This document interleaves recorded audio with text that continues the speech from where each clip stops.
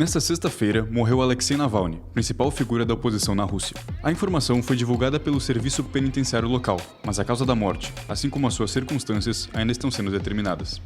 Navalny se tornou importante no país a partir da década de 2010, ao satirizar a elite do presidente russo Vladimir Putin e fazer acusações de corrupção contra o líder. O ex-advogado também liderou um movimento contra Putin que levou milhares de pessoas às ruas da Rússia. O opositor de 47 anos foi detido em janeiro de 2021, ao retornar à Rússia, depois de se recuperar na Alemanha de um envenenamento que, segundo ele, foi planejado pelo Kremlin.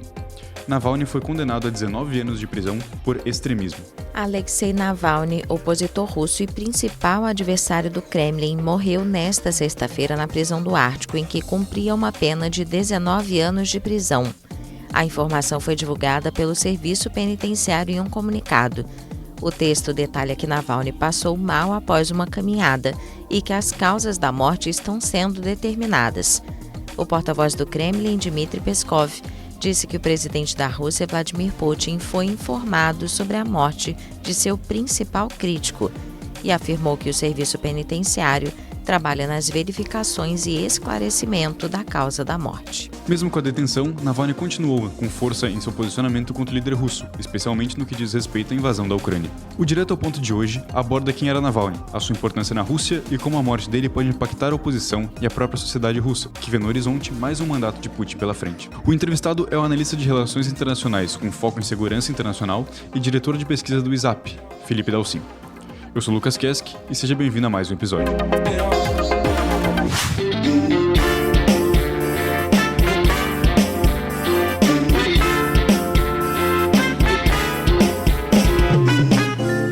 Olá, professor Felipe, tudo bem? Mais uma figura da oposição do governo Putin morreu. E começo a nossa conversa te perguntando quem era Alexei Navalny e qual a importância dele na Rússia. Bem-vindo. Olá, Lucas. Muito bom estar aqui de volta com vocês.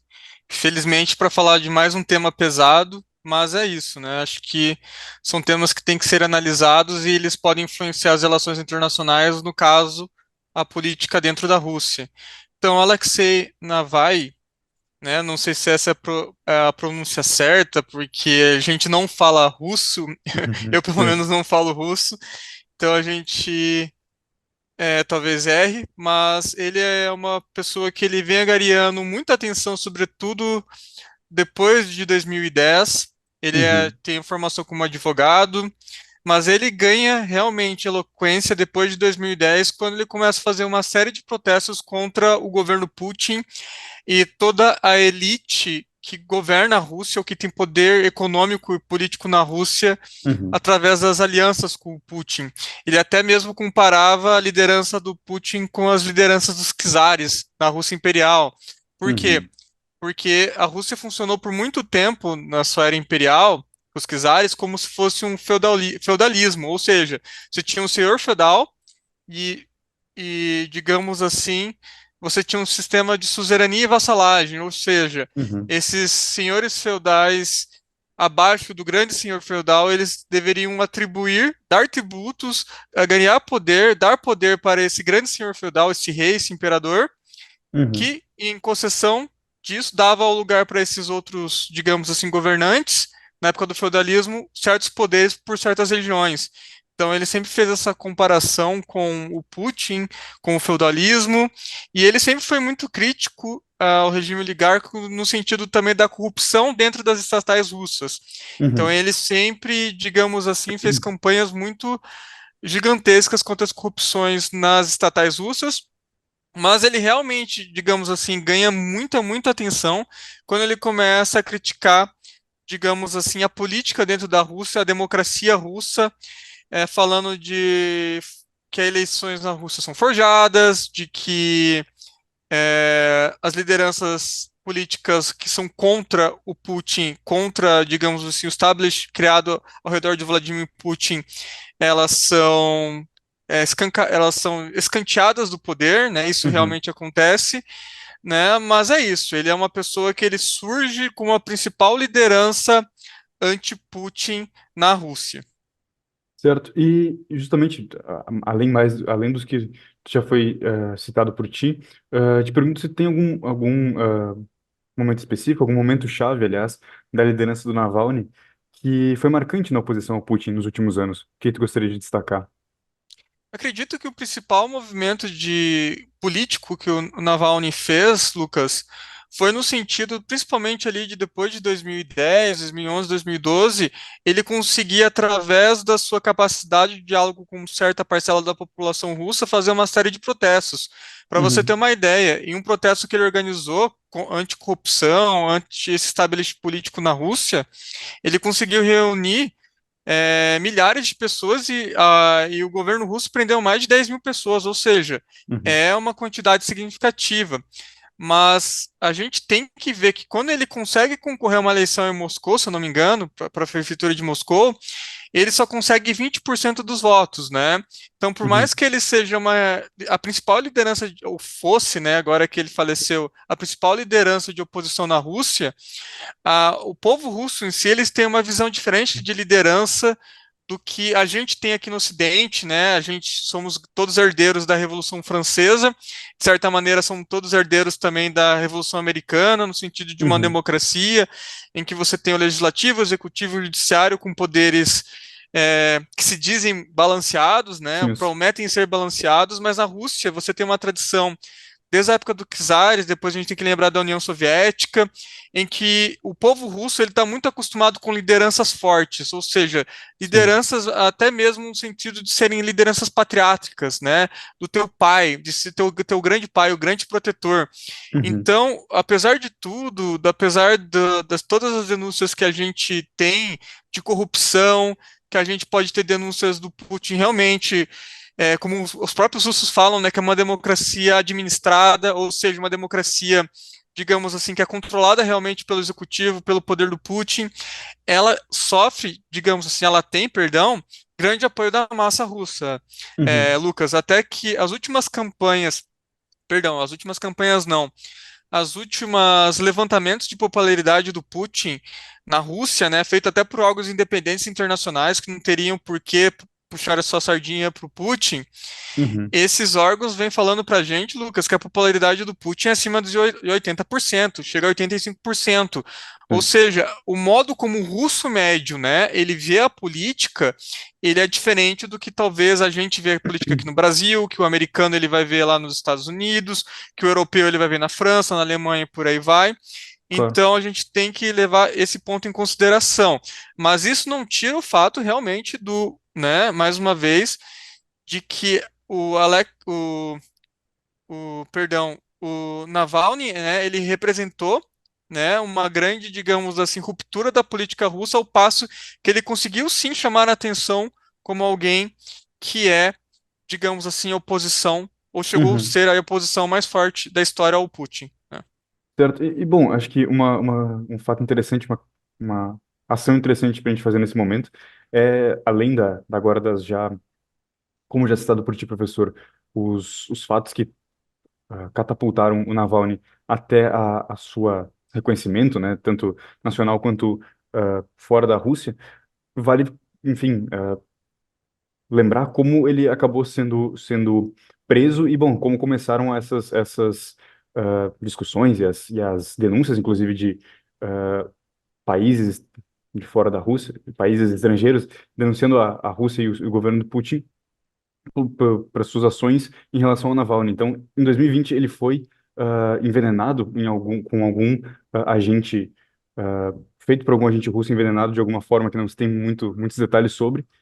E em 2021, é o episódio que é mais lembrado, que ele fazia um voo que passava pela Bielorrússia, que é um país vizinho à Rússia, e aconteceu, enfim, um caso que a gente não vê com frequência, que o avião fez um pouso e foi só retirado o Navalny as pessoas que o acompanhavam, e ele foi direto dali para a prisão. Então, por favor, professor, pode nos explicar o que se sabe sobre isso e o que aconteceu depois disso, né? Algo que não é comum de acontecer, e como é que tem sido a vida dele no cárcere desde então? Então, Lucas, realmente, como eu falei para vocês, apesar do Putin ter toda essa popularidade da Rússia, se a gente for olhar as ações do Putin, sobretudo com uma ótica nossa, ocidental, né, a nossa que tende a ser uma visão ocidental, realmente o que ele faz é algo deplorável, né? Por quê? porque você tem a tua principal oponente político. Já não foi só esse episódio, Lucas, já há Uhum. outros casos registrados de ataque ao Navalny, né, ao Alexei Navalny. Tem até um caso, Lucas, que é bem preocupante, que foi que eu acho que ali por volta de 2013, 2014, tentaram jogar uma espécie de um ácido no olho dele, né? Uhum. Então, não é só esse episódio. Mas realmente, esse caso nos últimos anos foi o que mais chamou a atenção, porque ele foi forçado a pousar em Moscou. Uhum. E nesse episódio, Lucas, o que aconteceu? Eles têm uma série de denúncias contra ele, até denúncias fiscais, algumas delas caíram por terra, outras não. Mas tem uma denúncia fiscal contra ele de 2014. E por essa suposta denúncia em 2014, ele foi preso, né, nesse episódio mais recente, e Uhum. levado para prisão. Depois uma prisão que, se eu não me engano, no primeiro momento era mais perto de Moscou. Uhum.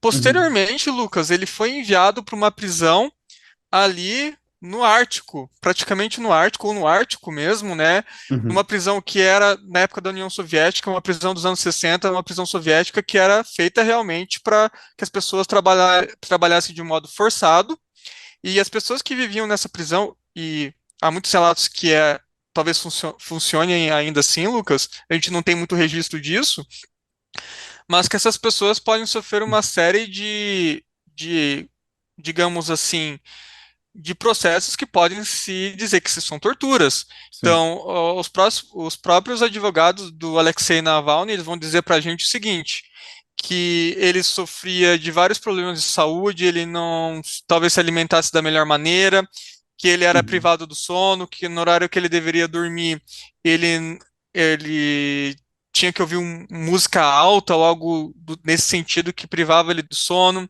Ele Sim. também sentia diversas dores no corpo, sobretudo nas costas. Ele tinha dormência nos braços e nas pernas.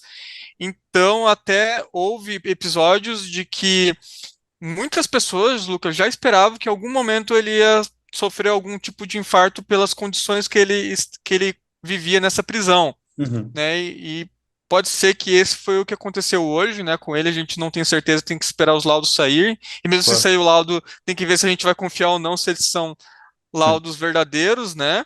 Uhum. Então já até se era esperado que ele teria mais problemas de saúde.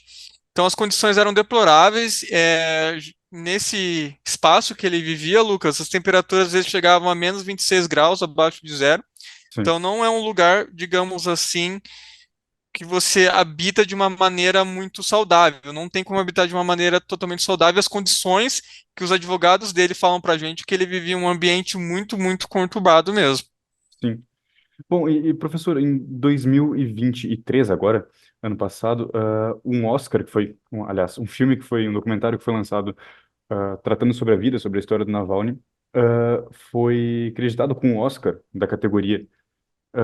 E lhe pergunto se esse tipo de reconhecimento externo que o Navalny vinha recebendo nos últimos anos pode ter ajudado a nutrir ainda mais essas torturas ou processos que se imagina que sejam semelhantes a esse quadro de tortura e de maus tratos que ele vem recebendo. Se todo esse reconhecimento que se tinha desde fora pode ter feito com que a situação dele ficasse ainda pior. Olha, Lucas, eu acredito que não. Como eu disse para você anteriormente, o Putin ele tem muito poder na Rússia. E Uhum. por mais que a gente saiba que realmente, o que tudo indica, né, Lucas, não tem como a gente decretar que é 100% que o Putin derrubou o avião do Prigozhin, que o Putin Uhum. 100% agora mandou realmente matar o Navalny, né? Isso a gente não pode dizer 100%, né? Então Claro. acho que por mais que há indicações e indique que realmente esse foi o caminho, porque o Putin realmente ele tem um histórico que aparenta ser um histórico de vitimar as lideranças políticas ou lideranças econômicas dentro da Rússia que são contra eles. A gente tem que lembrar, Lucas, que quando ele sobe o poder nos anos 2000, o Putin, Uhum. ele realmente ele consegue se juntar com vários oligarcas e os oligarcas que eram contra ele, a maioria deles, Lucas, ou se exilaram fora da Rússia ou foram assassinados.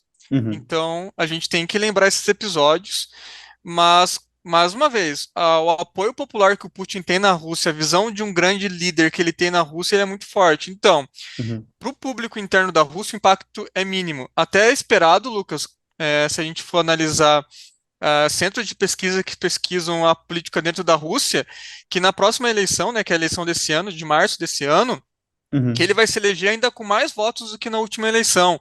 Se eu não me engano, na última eleição ele teve 76% dos votos. É esperado que ele tenha mais de 80% dos votos, né? Sim. Então, até o Ocidente, né? Eu sinto que no Oscar e por aí vai, tentou fazer certas pressões. A gente sabe todas as questões das sanções sobre a Rússia, né? Esperava Uhum. que essas sanções pudessem diminuir a economia russa, servir como pressão para que a Rússia parasse de fazer sua campanha contra a Ucrânia, e na verdade nada disso vem acontecendo. A gente vê num sentido que agora a economia russa é a economia, se eu não me engano, a que mais cresce na Europa, uma das que mais cresce na Europa, se não a que mais cresce, né? Uhum. Apesar de todas as sanções, né? A Rússia deve muito também ao apoio que ela tem com a China. Depois a gente Claro. pode conversar mais sobre isso, mas acho que seria tema de outro podcast, não é, Lucas? Uhum. Mas a gente vê realmente que a Rússia, a economia vem bem, a população tem pleno emprego, a taxa de desemprego nunca teve tão baixo na Rússia. Então, são fatores que fazem com que a população russa não seja contra o Putin, entendeu? Uhum. Então, claro que externamente a figura do Putin, depois da invasão da Ucrânia, perdão, antes já não era muito boa, sobretudo com a invasão da Crimeia lá em 2014, que a Rússia fez, com a Uhum. anexação da Crimeia. Mas depois da guerra da Ucrânia, realmente a visão do Putin, sobretudo, piorou bastante, né? Uhum. E, e até a gente teve um episódio bem recente que é bem interessante, né, Lucas? Que é a entrevista do jornalista norte-americano Tucker Carlson, né? Que ele Uhum. entrevistou o Putin, uma entrevista bem interessante. E a gente percebe que, né, o Putin ele não está preocupado com digamos assim, a opinião externa, entendeu? Uhum. Do Ocidente. Então a gente vê que é muito complicado a gente falar a opinião externa russa do total, Lucas, porque a gente vê que mais da metade da população mundial são governados por países que não estão, digamos assim, julgando mal a Rússia pela invasão da Ucrânia. Sim. China vem sendo um grande aliado da, Da da Rússia. Rússia, né? A gente tem Uhum. a Índia também, que é 1 bilhão de pessoas, vem sendo um grande comprador do mercado russo, né? A África, se a gente for fazer um apanhado geral, vem sendo um continente que não vem declarando ser contra a Rússia, né? Que Sim. entende as motivações da Rússia para a guerra da Ucrânia.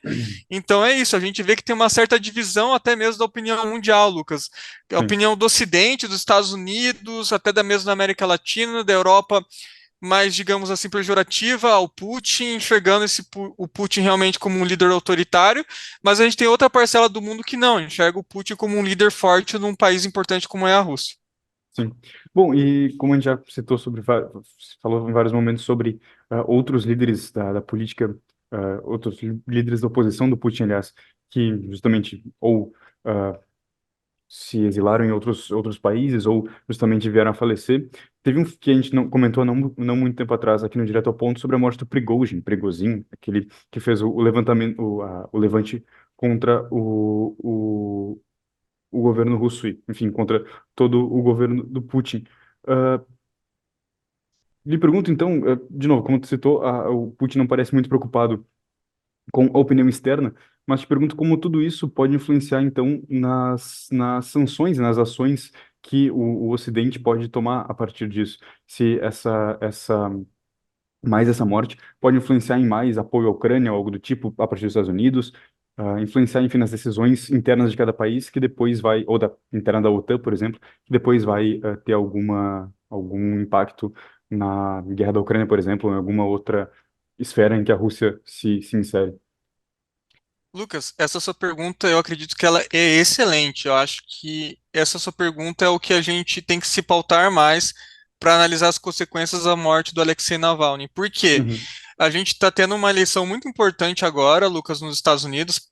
Teve primeiro no Senado, né?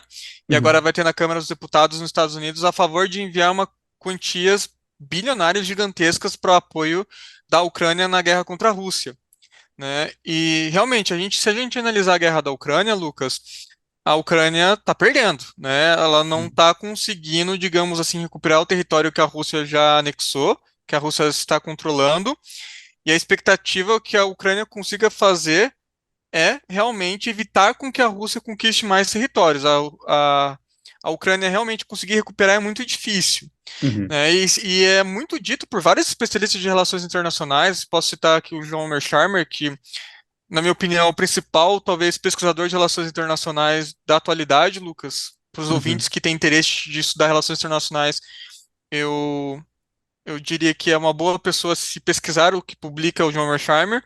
Ele Uhum. vai falar para a gente que, né, que o apoio dos Estados Unidos, se ele cessar e o apoio da Europa diminuir, provavelmente a Ucrânia vai perder a guerra, né, e vai perder Uhum. mais rápido do que perderia se tivesse o apoio. A gente até viu, acho que se não ontem, antes de ontem, Lucas, uma declaração do Departamento de Defesa dos Estados Unidos que a Rússia estaria botando mísseis nucleares no espaço para explodir os satélites dos Estados Unidos. Sim. Daí, Aham. o que pareceu um pouco, e uma tecnologia que os Estados Unidos não têm acesso, uma tecnologia que os Estados Unidos nunca poderiam imaginar, que os Estados Unidos deveria muito se preocupar com isso. Então, num momento, os Estados Unidos falam que a Rússia usa a paz para Uhum. guerrear e não tem ferramentas necessárias para guerrear, que não vai ganhar a guerra da Ucrânia, e em outro momento cria um alarde total sobre as forças armadas da Rússia. Então, Uhum. isso a gente tem que entender que a morte do Alexei Navalny vai ser mais um episódio para fomentar esse caldeirão, sobretudo dentro dos Estados Unidos, no sentido de que se o apoio à Ucrânia vai aumentar ou não.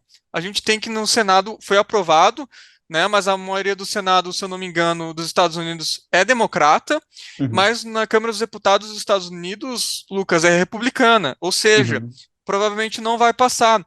Então, a gente vê que, de certas maneiras, vem sendo criado vários enredos para que se realmente, né, aumente os investimentos na força militar da Ucrânia. Mas o principal falta de força militar que a Ucrânia vem tendo, Lucas, é combatentes, né? Então a gente vê que a média de Sim. idade dos soldados da Ucrânia vem diminuindo cada vez mais. Então só dar armas para a Ucrânia talvez não atinja o objetivo final do Ocidente, que é a Ucrânia recuperar os territórios perdidos pela Rússia.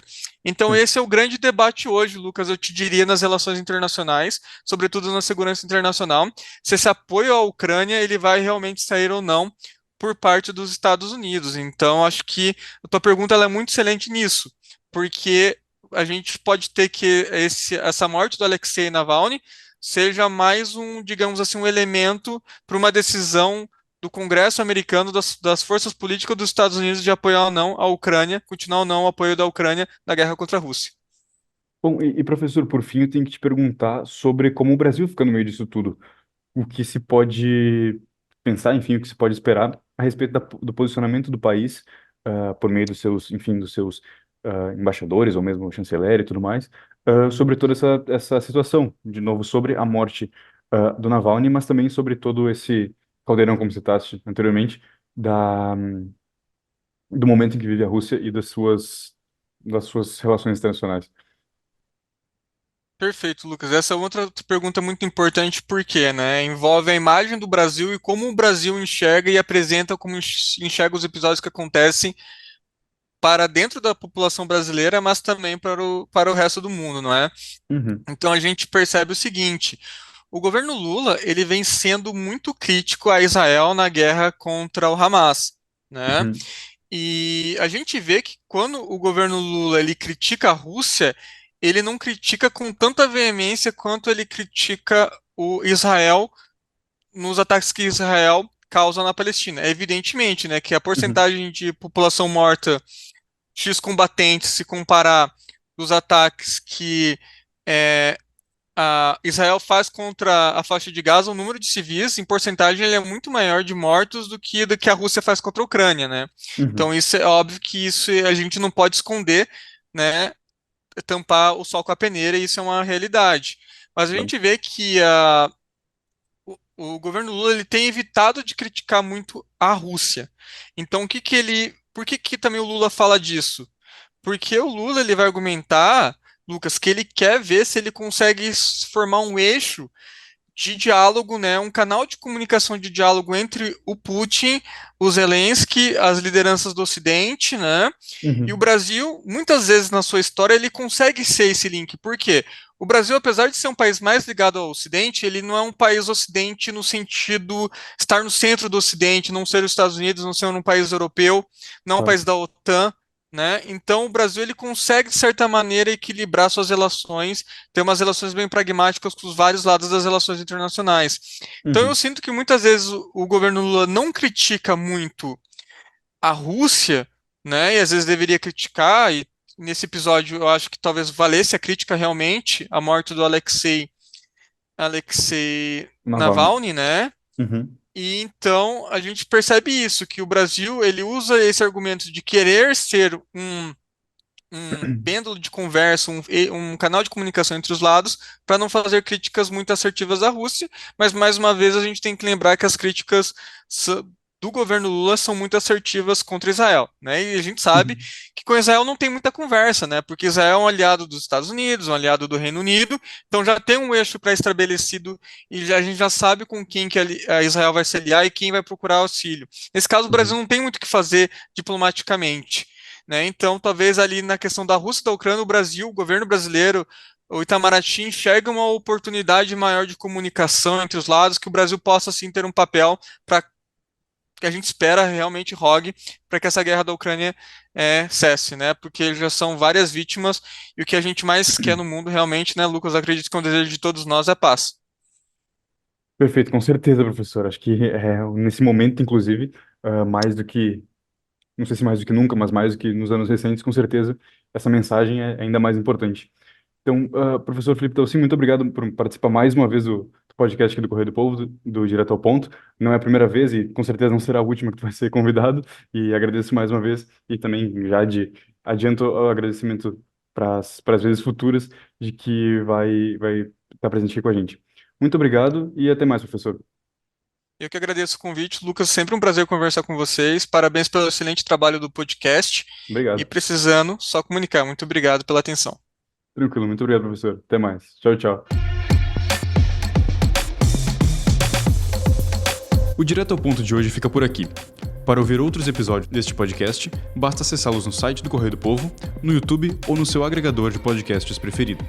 Você pode receber a newsletter com os principais podcasts produzidos pelo Correio do Povo no seu e-mail, apenas se inscrevendo em nossa página. A produção e roteirização deste episódio foram feitas por Lucas Eliel, já a apresentação por Lucas Kesk e a edição por Thiago Basso. Obrigado por nos acompanhar e até a próxima.